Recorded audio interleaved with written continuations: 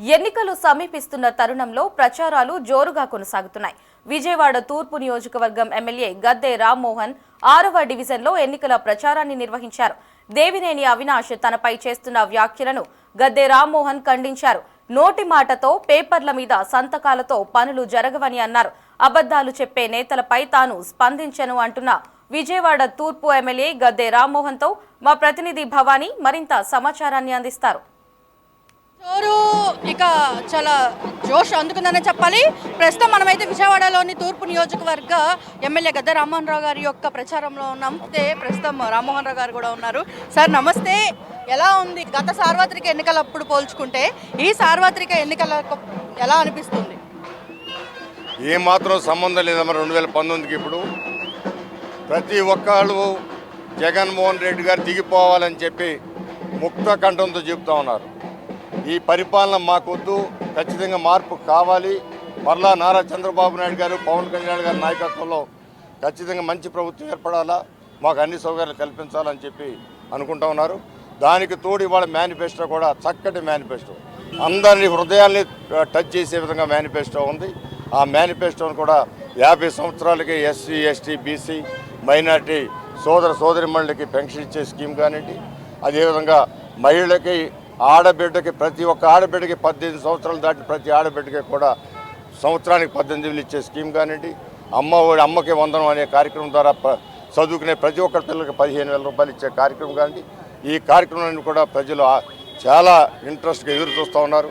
మేము చెబుతూ ఉంటే వాళ్ళు వైఎస్ఆర్సీపీ పార్టీకి వేయం, మీకే వేస్తాం, మాకు అన్నీ ఒక సంవత్సరం వస్తుంది, ఒక సంవత్సరం పథకం రావట్లేదు, పేరుకే పథకాలు తప్ప మా దగ్గర కరెంటు బిల్లులు పెంచేశారు, ఇంకా అనేకమైన కార్యక్రమాలు పెంచి మాకు ముందు రేటు పెంచేశారు, అనారోగ్యం పాలు చేస్తున్నారు, హాస్పిటల్లో డబ్బులు కట్టలేక చచ్చిపోతూ ఉన్నాం.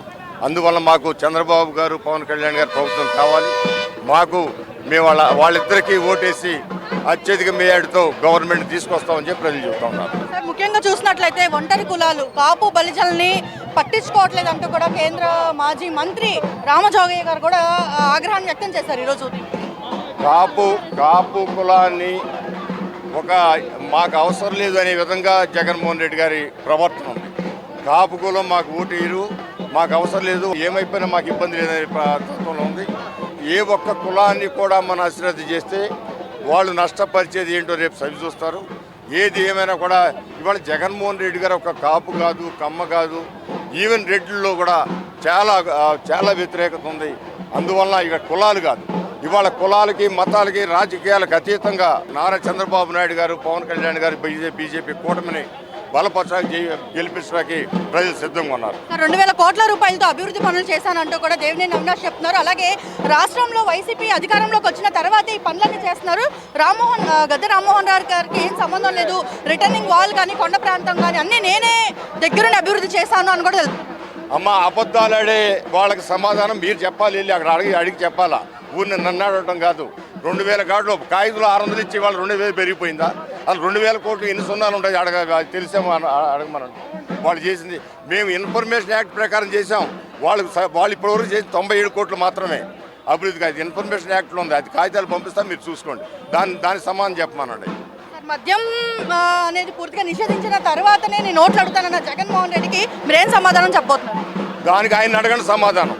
ఇవన్నీ కాదు, వాళ్ళు క్లియర్గా చెప్పారు మేము ఓటు అడగమని చెప్పి. మరి ఏ విధంగా ఓటు అడగడానికి వస్తున్నారో అవినాష్ని అడగండి, వచ్చేవాడిని. ఏమాత్రం సిగ్గుంటే రాకూడదు, మరి దానికి సమాధానం చెప్పమనండి, లేదా తప్పు చెప్పమనండి. మరి మేము చేయలేకపోయాం తప్పని చెప్పమనండి. అందువల్ల ఇలాంటి ఎవరిష్టం వచ్చినట్టు వాళ్ళు మాట్లాడితే అది నిజాలు అయిపోతాయి అనుకుంటే వెళ్ళి గోతులు పడతారు. Last and final question, Posani Krishnamohan కూడా జగన్మోహన్ రెడ్డి పైన అత్యాచారం చేయడానికి టీడీపీ నేతలు పూనుకుంటున్నారు అంటూ పిటిషన్లు వేయడము, జగన్మోహన్ రెడ్డి కనుక ఏదైనా జరిగితే అది ఖచ్చితంగా టీడీపీ దగ్గరుండి చేపిస్తున్నటువంటి కుట్రే అంటున్నారు, అంటే గులకరాయి అంశం పైన. సో దానిపైన మీ ఫైనల్గా మా మెంటలాళ్ళు మాట్లాడే మాటలకి ఏం చెప్పాడు? అసలు ఎక్కడుందో దెబ్బ ఎక్కడుందో, దెబ్బే లేదని అదంతా గ్రాఫిక్స్ అంటున్నారు. ఆయన దెబ్బ కూడా గ్రాఫిక్స్ ఎర్రగీతలు గీశారంటున్నారు. ఇప్పుడు ఎవరో మెంటలోడు మాట్లాడిందని నన్ను ఎందుకమ్మా సమాధానం అడుగుతారు? ఆ మెంటలోడిని అడగండి అమ్మా. సో ఇది ఓవరాల్గా చూసినట్లయితే గద్దె రామ్మోహన్ రెడ్డి యొక్క ప్రచారం అనేది జోరుగా కొనసాగుతుంది. ప్రతి ఇంటికి వెళ్ళి తాను చేసినటువంటి అభివృద్ధి పనులను అయితే చెప్పుకుంటూ వస్తున్నారు. అయితే తను ఏం చేశారు అనేది ప్రత్యేకంగా ఒక్కొక్క ఇంటికి వెళ్ళి ఆప్యాయంగా పలకరించి మరి గద్దె రామ్మోహన్ అయితే తెలుపుతున్నారు. బట్ ముఖ్యంగా జగన్ ప్రభుత్వాన్ని మాత్రం పూర్తిగా విమర్శిస్తున్నారు. దేవినేని అవినాష్కి ఓట్లు అడిగే నైతిక హక్కు విలువలు కూడా లేవు. కేవలం మాట ఒకటే చెప్తే కాదు, పనులు చేసి చూపించాలి. ఎన్డీఏ ప్రభుత్వం ముఖ్యంగా ఎన్డీఏ బలపరిచినటువంటి అభ్యర్థిగా అన్ని పార్టీలు అంటే మేనిఫెస్టో విషయంలో కూడా వచ్చినట్లయితే ఎన్డీఏ ఇచ్చినటువంటి బలపరిచినటువంటి అభ్యర్థిగా తనకి ప్రజలు బ్రహ్మరథం పడతారంటూ కూడా గద్దె రామ్మోహన్ అయితే తెలుపుతున్నటువంటి పరిస్థితి. వీడియో జర్నలిస్ట్ రాణితో భవానీ, సిటీ 24/7 విజయవాడ నుండి.